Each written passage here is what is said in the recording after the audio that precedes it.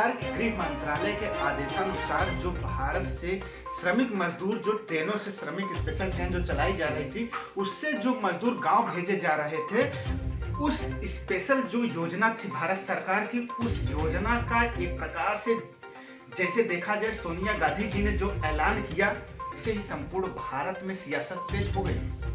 आखिर ये सियासत तेज क्यों हुई, आइए हम उस पर आज जो है चर्चा करते हैं। हम आपको बता दें कि सोनिया गांधी जी ने सीधे तौर पर कहा कि जो भी श्रमिक के लिए जो ट्रेनें गांव जा रही हैं उनका जो भी खर्चा आएगा कांग्रेस पार्टी पूरा खर्चा उठाएगी, जिसको लेकर के समूचे भारत में राजनीति जगत में जो सियासत थी वो बिल्कुल बहुत तेजी से जो है बढ़ती नजर आ रही है। साथ साथ हम आपको यह भी बता दें कि रेलवे प्रशासन ने इस दौरान ये कहा कि हमने किसी से किराया नहीं वसूला है और ना ही किसी से किराया लिया जाएगा। साथ साथ में एक और भी रेलवे प्रशासन का आदेश जारी हुआ, जिसमें सूत्रों ने बताया कि जो रेलवे प्रशासन है वो राज्य सरकार से 15% और केंद्र सरकार से 85% समूचे किराए को वसूलेगी। यात्रा के दौरान जो मजदूरों का जो किराया या जो भी खर्चा आएगा वो किसी से लिया नहीं जाएगा, उसका खर्चा रेल मंत्रालय जो है भारत सरकार और जहां से ट्रेन चल रही है वहां की सरकारों से लेगी, अर्थात श्रमिकों द्वारा किसी प्रकार का कोई भी किराया नहीं लिया जाएगा। देखिए जो श्रमिक ट्रेन चलाई जा रही है उसमें सिर्फ जो है जो श्रमिक मजदूर है उन्हीं को बैठने के लिए जगह उपलब्ध रह रही है। और साथ साथ में एक चीज और बता दें कि किसी ऐसे शख्स को उस ट्रेन में जगह नहीं मिलेगा जिनका नाम सरकारी जो लिस्ट है, जो जारी राज्य सरकार द्वारा जो जारी लिस्ट है, जिनका नाम नहीं रहेगा उन्हें किसी प्रकार से उस ट्रेन में बैठाया नहीं जाएगा। बता दें कि जो ट्रेन जा रही है उसमें जो है खाने और साथ साथ में पीने की जो पानी की व्यवस्था है उसका जो खर्चा आएगा वो भी जो है केंद्र सरकार से 85% और राज्य सरकार से 15% वसूला जाएगा। महाराष्ट्र श्रमिक ट्रेन जो पहली ट्रेन चली वो नासिक से चली, इसके बाद भिवंडी और महाराष्ट्र के वसई रोड से ट्रेन चलाई गई। साथ साथ में इसके बाद एक बड़ी खबर ये भी आ रही है कि जो पुणे के श्रमिक हैं वो एक प्रकार से जो रोड पर आने के लिए वो आतुर हो गए हैं। लगो लेकर के पुणे के जो जिलाधिकारी हैं उन्होंने क्या कुछ कहा, देखिए स्पेशल रिपोर्ट।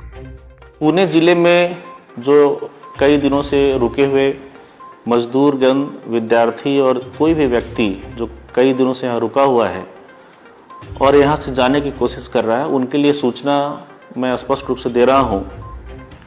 सबसे पहले आपके पास एक लिंक दिया जा रहा है, उस लिंक पे अपना एप्लीकेशन देना है। उस लिंक में कौन कौन से कागज़ आपको देने हैं उसकी सूचना उसमें दी गई है।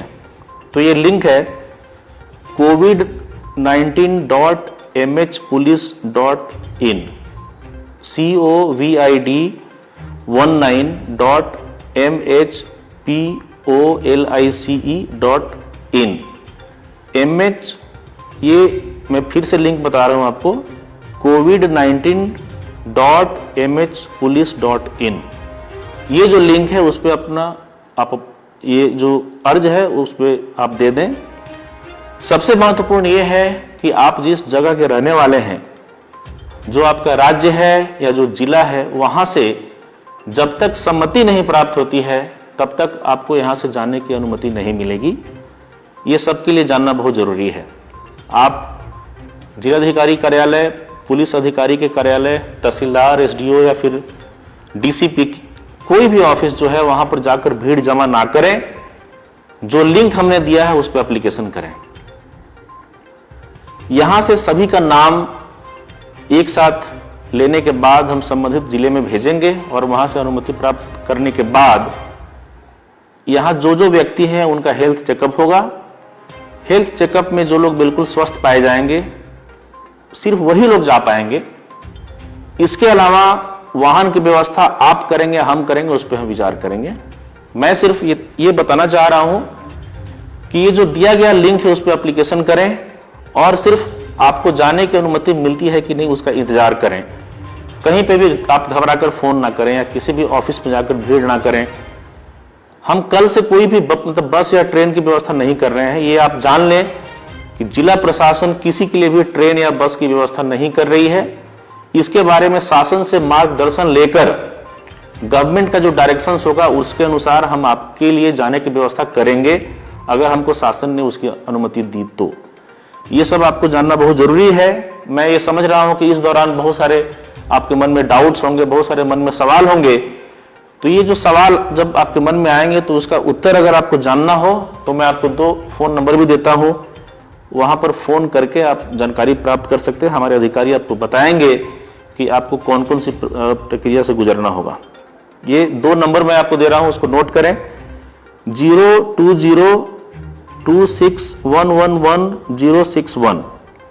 इसके बाद एक दूसरा नंबर है 02026123371। ये 2 फोन क्रमांक है, टोल फ्री नंबर है। इस पर जब आप फोन करेंगे तो आपके जो भी डाउट्स होंगे, जो भी सवाल होंगे, उसका उत्तर दिया जाएगा। मैं आपसे फिर से एक बार निवेदन करना चाह रहा हूं कि आप बिल्कुल घबराहट में ना रहें। आप यहां पर कई दिनों से हैं, कुछ दिन और शायद रुकना पड़ सकता है। इसके अलावा दूसरी जानकारी ये देना चाह रहा हूं कि बस या ट्रेन की तत्काल व्यवस्था हमने कुछ की नहीं है आपके लिए। जब इसके बारे में शासन कुछ उचित आदेश देगा उसके हिसाब से हम इस पर कार्रवाई करेंगे। तीसरी बात यह होगी कि आप जिस जिले के हैं, जिस गांव के हैं, जिस शहर के हैं, जिस राज्य के हैं, वहां से जब तक अनुमति नहीं मिलती है तब तक आपको यहां से जाने की अनुमति नहीं मिलेगी। ये 3 बातें हैं जो महत्वपूर्ण है, इसका आप ध्यान रखें। जो भी इस समय वर्तमान समय में श्रमिक ट्रेन जो चलाई जा रही है, हम आपको बता दें कि जो भी लोग मन में मानसा ये एक विचार रख रहे हैं कि हमको भी इस ट्रेन से जाना है, तो उनको कहीं भी जाने के लिए इस ट्रेन में बैठने की जगह नहीं दी जाएगी, क्योंकि जो राज्य सरकार द्वारा लिस्ट पहले से जारी है उन्हीं लोगों को बैठने की व्यवस्था इस ट्रेन में होगी। हम सभी लोगों से गुजारिश करते हैं, सभी लोगों से हम एक निवेदन करते हैं और सभी लोगों से हम जो है एक प्रकार से आह्वान करना चाहते हैं कि जो भी लोग हमको देख रहे हैं, जान रहे हैं, सुन रहे हैं, तो हम उनको सीधा यही निर्देश देना चाहेंगे, उनसे सीधा निवेदन करना चाहेंगे कि कृपया अपने घरों में रहें, सुरक्षित रहें। क्योंकि जो इस समय वर्तमान में जो ट्रेन चलाई जा रही है वो सिर्फ और सिर्फ जो मजदूर हैं, जो मिल मजदूर जो फंसे हुए हैं, जो स्टूडेंट फंसे हुए हैं, कहीं अन्य राज्यों के दूसरे राज्य में फंसे हुए हैं, उनको निकालने के लिए ये स्पेशल श्रमिक ट्रेन चलाई जा रही है। इसलिए यदि आप भी जाना चाहते हैं तो कृपया करके जो राज्य सरकार के नियम है, केंद्र सरकार के जो नियम है, जिसमें बाकायदा राज्य सरकार ने, महाराष्ट्र सरकार ने सीधे तौर पर कहा है कि आप जिला अधिकारी के यहाँ फॉर्म लीजिए और वो फॉर्म भरने के बाद अपना मेडिकल टेस्ट करवाइए। इसके बाद जो फॉर्म आपके हैं वो अपने नजदीकी पुलिस स्टेशन से संपर्क करके उसको जमा करवाइए।